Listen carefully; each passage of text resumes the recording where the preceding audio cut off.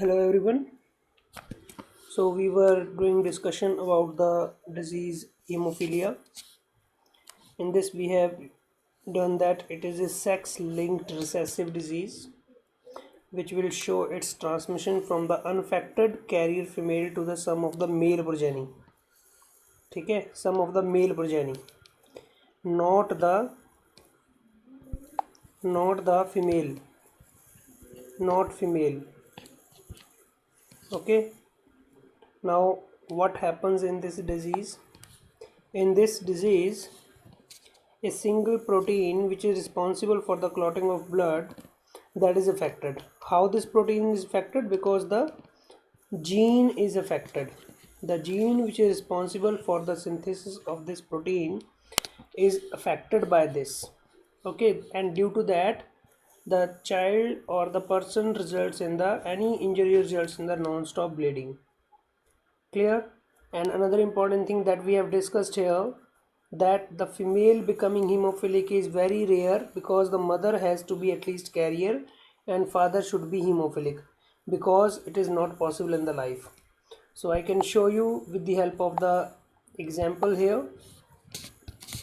Like if a child is, if a girl, जैसे बताया था इसमें कि फीमेल जो है हीमोफिलिक होने के लिए क्या होना चाहिए, ये हीमोफिलिक होगी तो उसका ये निशान होंगे उसमें symbol.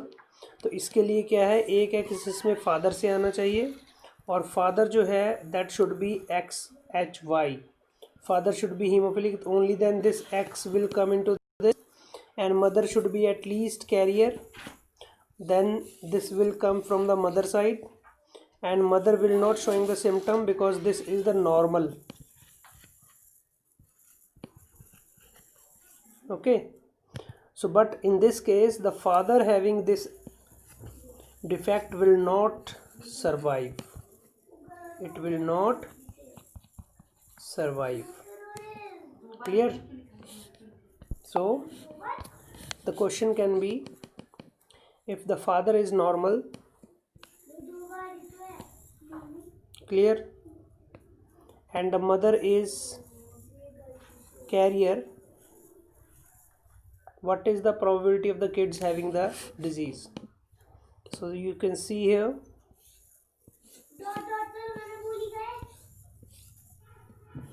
this is mother side, this is father side, this here is the cross,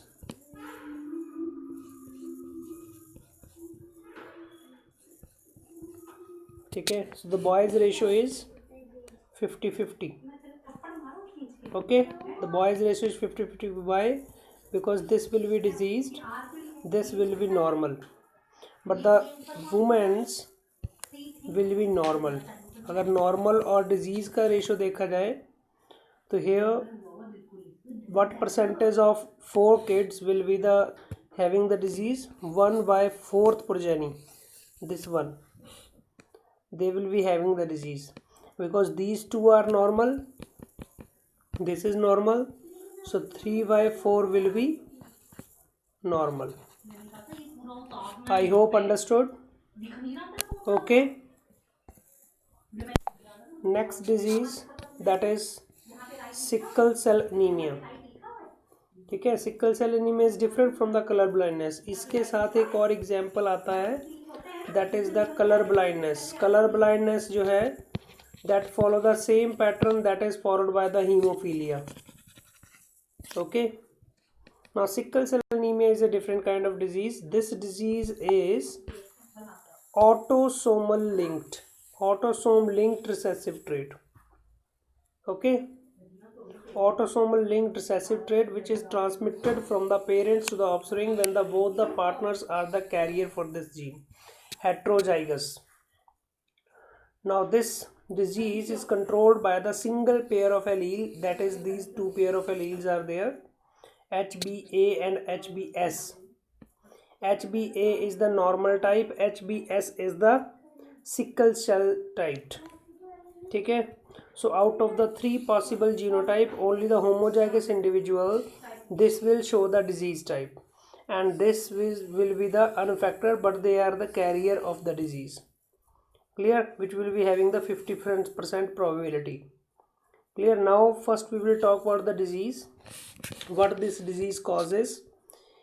Sickle cell anemia जो है, it is caused by the substitution of one amino acid by the another. You can see here in this very important diagram is there. What will happen, this thing which is given in the gene, this is the gene, this is the gene defect. Point mutation का example है ये, समझ रहे हो? Point mutation what happens here, gag जो बनता है mRNA के ऊपर, मैसेंजर RNA के ऊपर, वहाँ पे गुग बन जाता है. मतलब here A is replaced by U. Clear? So GAG के बदले जब गुग बन जाएगा तो GAG codes for the glutamic acid, okay, whereas this GUG code for the valine. Although this valine amino acid is present here also, ठीक है, this is present here also, but the presence of valine at this position instead of glutamic acid at this position causes the trouble. This changes the shape of the hemoglobin chain. We know that our hemoglobin chain, it contains the alpha peptide and the beta peptide. So we can say this is the beta chain of the hemoglobin, and the sixth position, this is the sixth position, you can see here. sixth position पे लिखा है ना यहाँ पे, substitution of the glutamic acid by the valine, ठीक है, valine at the sixth position of the beta globin chain, hemoglobin molecule के. तो this is very important, sixth position. What changes by what? GAG के बदले वहाँ क्या हो जाता है, GUG. A के बदले वहाँ U आ जाता है, ठीक है.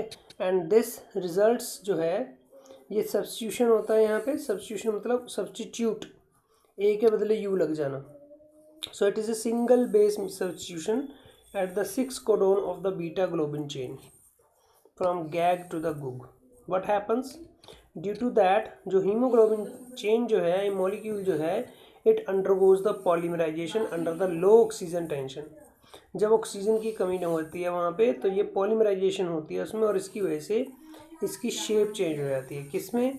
बाइकनकेव डिस्क से एलोंगेटेड सिक्कल सेल स्ट्रक्चर बन जाता है इसका. इसलिए इसको हम क्या बोलते हैं, सिक्कल सेल एनीमिया, ठीक है ना. इसलिए इसको इसका ये एग्जाम्पल भी बोलते हैं. Is that clear? I hope it is clear to you. ठीक है. Now one more thing that I was telling you important here, this thing, genotype. These are the genotype. So if we talk about them, in the sickle cell anemia,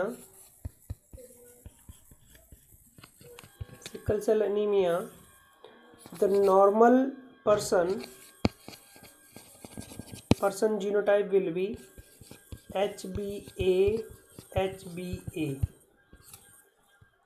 Clear? Normal person. The disease person जो है उसका genotype क्या होगा, HbA, sorry not HbA, HbS. Okay, disease person. And the norm जो वो होगा दूसरा career का होगा, एक नॉर्मल, एक म्यूटेंट. ठीक है. So these are the 3 different genotype, possible genotype. And phenotype मैंने आपको बता दिया इसका. ये कैरियर है, ठीक है. इससे प्रीवियस वाला जो था वो डिजीज था, और वो उससे पहले वाला नॉर्मल. क्लियर? तो ये आपका किसके बारे में बता रहा है, सिक्कल सेल एनीमिया के बारे में. सिक्कल सेल एनीमिया के बाद नेक्स्ट जो आपका आता है वो है आपका फिनाइल कीटोयूरिया. इसको हम शॉर्ट फॉर्म में भी लिखते हैं बेटा, PKU, phenylketonuria. Clear? This disease is also like this. It is the autosomal recessive disease. Autosomal recessive disease. What happens in that disease? इस डिजीज़ में जिसको फिनाइलकेटोयूरिया होता है उस पर्सन में एक एंजाइम नहीं बनता. और एंजाइम कहाँ से बनेगा? ऑब्वियसली डीएनए से. DNA will code for the proteins, protein form the enzymes, because we have done in the 11th class that all enzymes are protein except something. ठीक है, राइबोजाइम्स को छोड़ के बाकी सारे के सारी प्रोटीन जो हैं एंजाइम्स आर प्रोटीन्स और proteins are enzymes. So what happens here, the person who is having this disease, the person will don't have the enzyme. ठीक है, एंजाइम उसमें नहीं बनेगा और जिसकी वजह से amino acid phenyl alanine tyrosine में कन्वर्ट नहीं होगा, इट विल नॉट देयर. और जिसकी वजह से फिनाइल एलानिन जो है वो एक्यूमुलेट हो जाएगा और वो फिनाइल पायरुविक एसिड में और उसके दूसरे डेरिवेटिव में इकट्ठा हो जाता है. और जब ये ब्रेन में इकट्ठे होते हैं तो ये क्या कॉज करते हैं? They cause the mental retardation. And they are also excreted through the kidney also. ठीक है, इसके बारे में और भी हम करेंगे. ठीक है, इसको इसके लिए एक और भी आता है, एक एग्जाम्पल PKU में लिया जाता है, प्लियोट्रॉपी. ये भी हम लोग डिस्कस करेंगे. ठीक है, pleiotropy. So what I am saying that one enzyme, name of the enzyme is, enzyme जो बनता है उसका नाम होता है फिनाइल एलानाइन हाइड्रोक्सीलेज. ठीक है, ये नहीं बनता है, इट इज़ नॉट सिंथेसाइज्ड, जिसकी वजह से फिनाइल एलानिन टायरोसिन में कन्वर्ट नहीं होता है. ठीक है, and this PKU disease, it is the autosomal recessive, and this is also the example of pleiotropy. बाद में बताऊंगा मैं इसको. Pleiotropy means multiple effect of A gene. Clear? so you see here phenylketonuria, this is the disease, autosomal recessive disease. ठीक है, these are the 3 main disease. इसके अलावा और डिजीज़ भी दी हुई हैं. they have given the thalassemia also, color blindness also, जो आपकी बुक में एंड में दिया हुआ होगा. ठीक है.